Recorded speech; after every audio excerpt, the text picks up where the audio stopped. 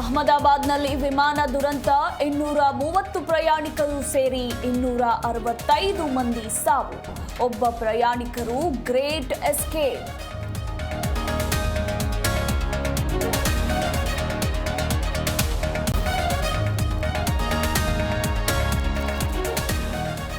ಇನ್ನೂರ 65 ದೇಹಗಳು ಸುಟ್ಟು ಕರಕಲು. ಮೃತರ ಗುರುತು ಪತ್ತೆ ಹಚ್ಚೋದೇ ಸವಾಲು. ಡಿಎನ್ಎ ಟೆಸ್ಟ್ ಬಳಿಕ ಮೃತದೇಹಗಳು ಹಸ್ತಾಂತರ.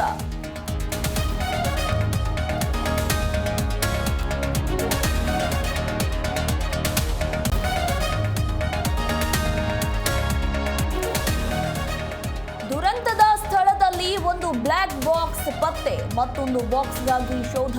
265 ಮೃತದೇಹಗಳು ಆಸ್ಪತ್ರೆಗೆ ರವಾನೆ.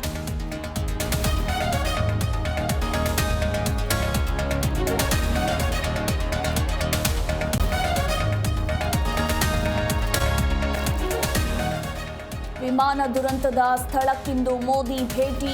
ಗಾಯಾಳುಗಳಿಗೆ ಅಮಿತ್ ಶಾ ಸಾಂತ್ವನ. ದುರಂತಕ್ಕೆ ಟ್ರಂಪ್ ಸೇರಿ ವಿಶ್ವ ನಾಯಕರು ಕಂಬನಿ.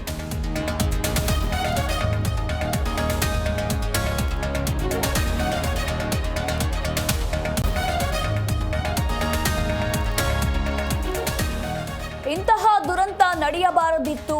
ಘಟನೆಯಿಂದ ನನಗೆ ದಿಗ್ಭ್ರಮೆಯಾಗಿದೆ. ದೆಹಲಿಯಲ್ಲಿ ಸಿಎಂ ಸಿದ್ದರಾಮಯ್ಯ ಹೇಳಿಕೆ.